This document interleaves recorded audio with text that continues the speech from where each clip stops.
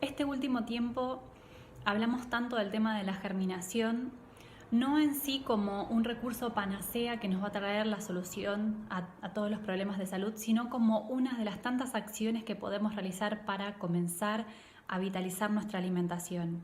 En estos tiempos donde realmente se pone en juego nuestra salud y donde nos damos cuenta que no podemos depender de un sistema de salud precario, agonizante y que está colapsado, sino que tenemos que retornar a nuestra soberanía no solo alimentaria, sino también sanitaria. Y para retornar a esa soberanía sanitaria, por un lado, necesitamos volver a confiar en los procesos biológicos de nuestro cuerpo. Es decir, no tomar a nuestro cuerpo como una máquina a la cual hay que darle órdenes porque no tiene los mecanismos necesarios para poder resolver los conflictos que se presentan en nuestro propio cuerpo, por ejemplo, por la presencia de algún patógeno, sino volver a confiar en las fuerzas vitales que nos habitan, y para que se expresen esas fuerzas vitales en el cuerpo necesitamos alimentarnos bien. Y una buena alimentación es aquella que está formada por procesos y por técnicas que nos permiten vitalizar el alimento. Y la germinación es parte de esos procesos de vitalización del alimento, como lo es la activación de las semillas o como lo es la fermentación o como también lo es alimentarnos de alimentos crudos, los vegetales, las frutas y las semillas. Entonces, este es un buen momento para empezar a ejercer acciones que nos permitan construir la salud, que no se construye de un día para el otro, sino que se necesita de un tiempo y a veces son años. Y para eso la nutrición juega un papel muy importante, así como también los procesos de depuración corporal, que en general no los tenemos en cuenta.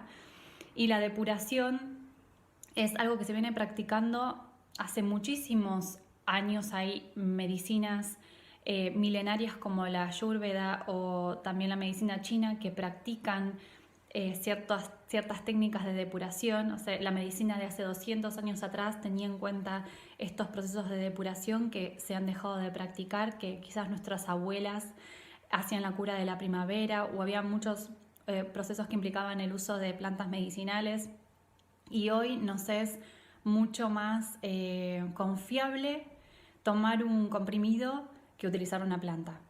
Entonces existe un saber que es un saber tradicional y ancestral, que es milenario, y hay que recuperar esos saberes y esos usos tradicionales de las plantas para poder atravesar estos procesos de limpieza corporal, que lo que nos permite la limpieza es poder evacuar toxinas que están acumuladas en nuestro organismo, que de alguna manera son espacios como nuestra casa cuando está sucia y tenemos zonas donde está acumulada con suciedad. Esa suciedad lo que no nos permite es generar espacios oxigenados. Lo mismo pasa en nuestro cuerpo. El limpiar nuestro cuerpo de toxinas nos permite generar espacios oxigenados, y el oxígeno que está disuelto en nuestra sangre, no solamente el oxígeno que respiramos, sino el oxígeno que está disuelto en nuestra sangre, es el oxígeno que entra a las células, y allí es donde las mitocondrias pueden hacer uso de él para obtener algo muy importante, que es energía. Sin oxígeno no podemos vivir porque, yendo a una terminología técnica, las células no pueden hacer el ciclo de Krebs y entonces no pueden obtener energía. Y sin energía no existiría la vida y no podría llevarse a cabo ningún proceso metabólico. Y el alimento vital también lo que tiene son enzimas, vitaminas, minerales, oligoelementos que no se encuentran en el alimento cocido.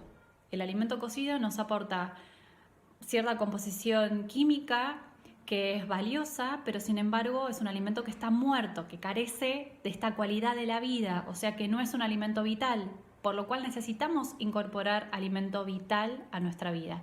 De nuevo, cuando hablamos de alimento vital, estamos hablando de lo crudo, como las frutas y las verduras, pero solo lo crudo no alcanza, porque hay un paso más que tiene que ver con este alimento vivo, como son los germinados, como son las semillas activadas, o sea, hidratadas, y como son los fermentos cuando se despliega, en el caso de los fermentos, toda una cantidad de un desarrollo bacteriano que a su vez hace que se produzcan un montón de vitaminas, de minerales, de oligoelementos y de nutrientes que no existían previo al proceso de la fermentación. Entonces, esta es la introducción para comprender por qué es tan importante vitalizar y por qué de alguna manera esta vitalización es la que nos va a permitir que se desplieguen esas fuerzas vitales adentro de nuestro cuerpo, que el cuerpo siempre es el encargado de sanar. No es el elemento externo que sana, sino que si el elemento externo es adecuado, lo que va a hacer ese elemento externo, sea comida o sea una hierba, es activar las propias fuerzas vitales de sanación internas de nuestro cuerpo, y eso es lo que va a promover la verdadera curación. Yendo específicamente al caso de la germinación y antes de entrar en el paso a paso, hay algunas cuestiones que quizás son importantes tener en cuenta. Por ejemplo, tengo acá un texto para leer. Por ejemplo, la vitamina C es un ejemplo de la explosión que se produce durante el proceso de la germinación. Pasa de un valor 0 en la semilla seca a 8 miligramos tras 24 horas. Por ejemplo, a las 24 horas la vitamina C se incrementa y pasa de 0 a 8 miligramos. Y después a las 72 horas, por ejemplo, ya hay 14 miligramos de vitamina C en un germinado. Después también en el caso del poroto mung, por ejemplo, la vitamina a las 54 horas aumenta en un 280% de vitamina A. El complejo de vitamina B también pasa lo mismo. Por ejemplo, en la alfalfa, tras 4 días de germinación, la vitamina B2 aumenta en un 330% más o menos, que es un montón. En la lenteja aumenta un 450%. Y así podríamos hablar de otras semillas. El zinc también se desarrolla. Hay un montón de elementos, sobre todo hablando del tema de las vitaminas, que la palabra vitamina viene de vida. O sea, no podemos encontrar vitaminas en un comprimido que consumamos en un suplemento, porque ese suplemento no es un alimento vivo, sino que es un comprimido que tiene un desarrollo sintético de la vitamina. Y una cosa es la vitamina sintética y otra cosa es la vitamina orgánica, que se encuentra dentro del alimento, y esa es la vitamina que es fácilmente asimilable por el cuerpo y que el cuerpo la reconoce como afín. La otra tiene que pasar, por ejemplo, la vitamina sintética, antes de pasar por el torrente sanguíneo y repartirse al resto de los órganos, tiene que pasar sí o sí por el hígado, que es como el laboratorio donde comprueba el nivel de calidad de las cosas que entran al cuerpo. Tiene que pasar al hígado porque es un producto sintético que el cuerpo no lo reconoce como afín. En cambio, todos los alimentos que están en un contexto orgánico real, en un alimento real, esos elementos, vitaminas, oligoelementos o minerales, pueden pasar directamente al torrente sanguíneo porque el cuerpo los reconoce como afín y son fácilmente asimilables y están biodisponibles. Para llevar a cabo el proceso de la germinación, básicamente necesito semillas y agua. Son 2 elementos fundamentales, y después hay otros elementos como el frasco de vidrio, que también es importante, pero el agua va a ser el que le va a dar a la semilla, todo este potencial, de esta capacidad de poder despertar y desarrollarse.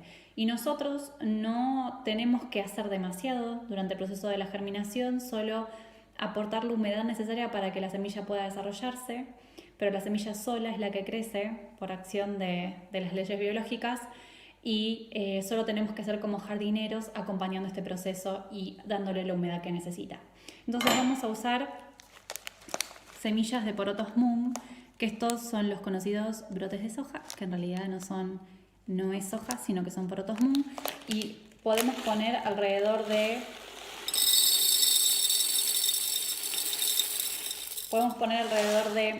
3 cucharadas de semillas, 2-3 cucharadas de semillas, depende de la cantidad de gente que vaya a comer germinados en casa, pero siempre que germinamos, durante el proceso de la germinación, la semilla aumenta muchísimo su volumen. Entonces tenemos que tener cuidado con la cantidad de semillas que colocamos, que no sea mucha cantidad, porque si no después vamos a tener muchísimos germinados.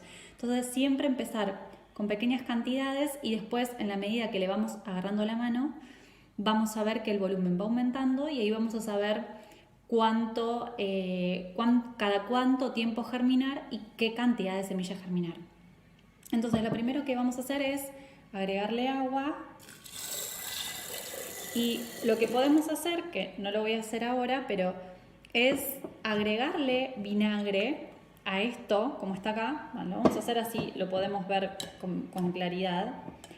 Le vamos a agregar una cucharada de vinagre a las semillas y esto lo voy a dejar así 20 minutos.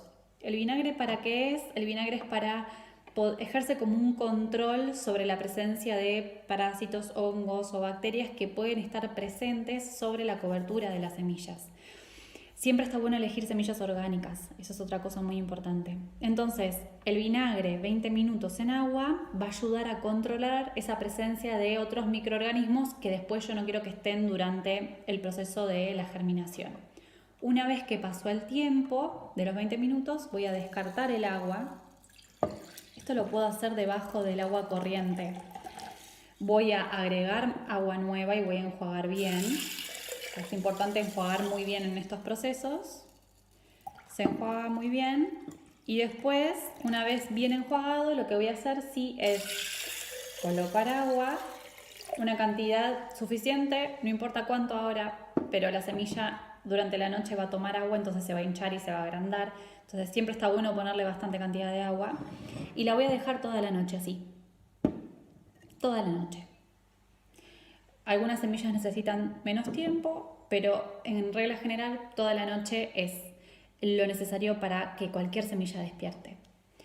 Si no tengo esta tapita tan simpática, lo que puedo usar es un tul, una gasa con una bandita elástica para sostener las semillas adentro del frasco para que al otro día cuando me despierte y haga esto, de descartar el agua, al otro día descarto el agua y preferentemente dejo el frasco a 45 grados de inclinación. Lo ideal es en un secaplatos donde está la posibilidad de que entre y salga el aire, que eso es muy importante, que haya aire dentro del frasco, pero también que tenga la posibilidad de drenar y que el agua excedente pueda drenar, no quede adentro del frasco y no se me encharque. Entonces lo ideal es que quede en un secaplatos a 45 grados de inclinación y si no, lo coloco así arriba de la mesada de la cocina a temperatura ambiente. Siempre todos estos procesos por ahora son a temperatura ambiente. Después, los días siguientes, o sea, este mismo día a la mañana yo descarté el agua, a la noche las vuelvo a regar.